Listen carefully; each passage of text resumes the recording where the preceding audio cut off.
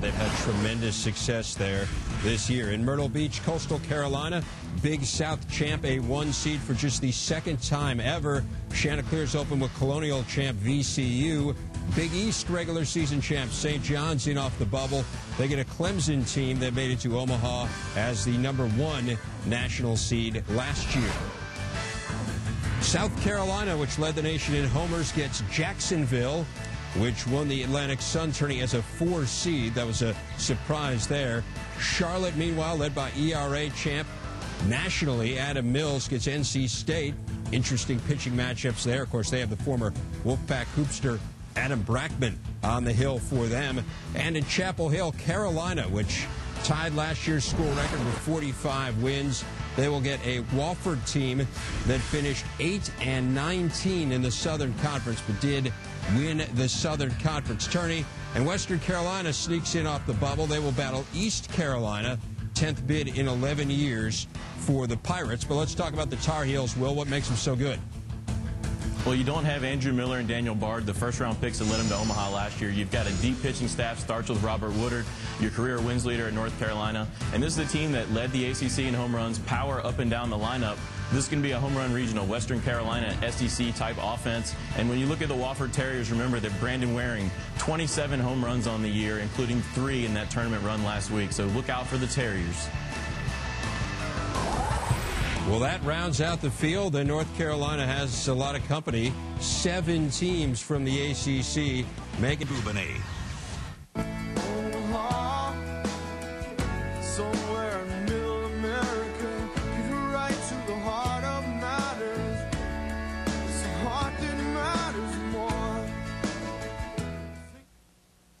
What's up? The road to Omaha begins right now. Only 8 teams will advance to college baseball's Mecca. To get to the College World Series, you have to get through the NCAA Regional and Super Regional Series. Ping is the thing. South Carolina is in the field of 64 for the 8th straight year. The Gamecocks are the #1 seed in the Columbia Regional. Justin Smoke and USC play 4th-seeded Wofford in round 1 Friday night at 7 o'clock.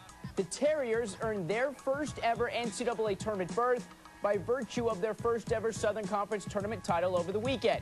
Wofford is the only team in the field with a losing record. South Carolina head coach Ray Tanner says everyone starts out with the same record in the postseason. Some teams are hotter than others. We're only concentrating on the Wofford Terriers right now. This is a tough field here in Columbia. Good teams. Wofford is hot. They won 5 games last week, and that's my entire focus, the next game. It's been one dog of a fortnight for the Terriers. Flashback to Tuesday, May 17th. Wofford coach Steve Traylor announces he will retire at season's end. Saturday, May 26th, the 9th-seeded Terriers become the lowest seed ever to win the SoCon tournament. It's Wofford's first ever Southern Conference tournament title. Monday, May 28th, that's today, initially ESPN announces the Terriers will be making their first NCAA tournament appearance as the #4 seed in the Chapel Hill Regional. The NCAA then amends the original decision and puts Wofford in Columbia. Later that same day, Terriers third baseman Brandon Waring is named the Louisville Slugger National Player of the Week for the 2nd time this season. In 5 SoCon tournament games, Waring hit .560 with 5 homers and 16 RBIs, both tournament records. And a Wofford team.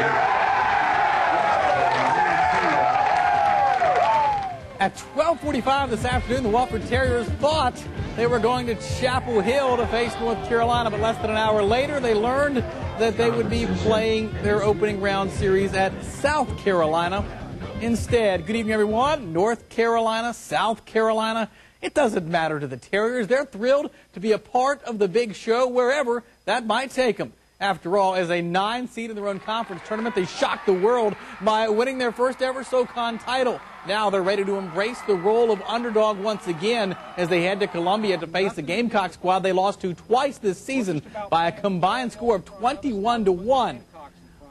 But it's a team they know pretty well. We played them, 4 or 5 times since I've been here. We know what they got.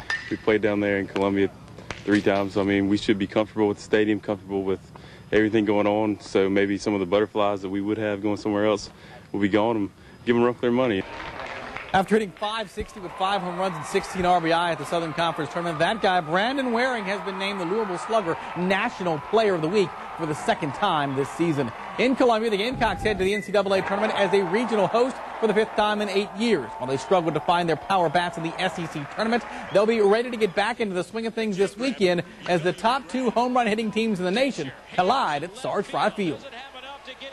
We've struggled a little bit at times, but hopefully this weekend we'll come out here and play hard, and hopefully everything will work out for us. We're certainly excited to be hosting the regional. Our great fans. It'll be a great atmosphere for college baseball and a very difficult field to get through, but it's going to be some quality baseball. Let's take a look at the bracket. Wofford will play South Carolina Friday, first pitch 7 o'clock, and Charlotte will take on North Carolina State Friday, 2 o'clock first pitch at Sarge Fry Field. As for Clemson coach Cox. Good evening, everyone. They weren't supposed to be here, not with a 25-31 record this season, but this team is picking up wins and dropping cliches.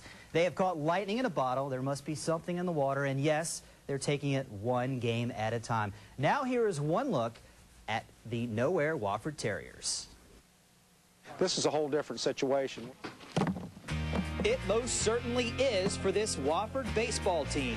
I mean, we think we can go down to Columbia and give somebody a run for their money. A week ago, the 9th-seeded Terriers had to win a play-in game just to advance in the double elimination Southern Conference Tournament. After 4 more wins, they claimed their first ever SoCon title. When I looked at them after the game, we're in the outfield, I said, guys, you're a contender. There's no doubt about it. I think they felt it. I definitely felt it. Now they will all feel what it's like playing in the NCAA playoffs for the first time. It means a lot to us, especially as seniors. It feels really good that we can, give him, I guess, a going-away present. But their first will be Coach Steve Traylor's last. He's retiring after 27 years in the dugout. But on this final road trip, he won't be empty-handed.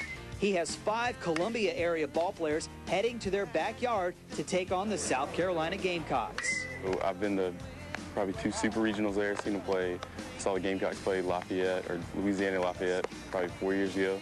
So I mean, it's definitely exciting. We've been down there a couple times to play them at the Sarge.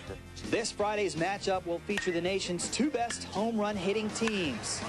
But unlike their previous meetings, this won't be the midweek showcase we are used to seeing. We're, I think, a different team now than we have been the last few times we've gone there. And it's a little different to be pitching 1s against 1s and 2s against 2s in a regional as opposed to playing a midweek game. The Terriers send Ben Austin to the mound for Game 1 Friday at 7 o'clock. By the way, last we checked, South Carolina 104, Wofford 106 home runs. Wow. Good evening, everyone. The Terriers earn another first. Third baseman Brandon Waring is Wofford's first ever baseball All-American. He was recognized by collegiate baseball on the Louisville Slugger team. He's tied for the home run lead in the entire country with 27 so far. The junior from Columbia set 5 school records this season and was also an academic all-conference player in the SoCon. Now, Waring and his teammates from Wofford were recognized tonight, but there was no trophy. Apparently, it's being photographed. It's got to be taken care of.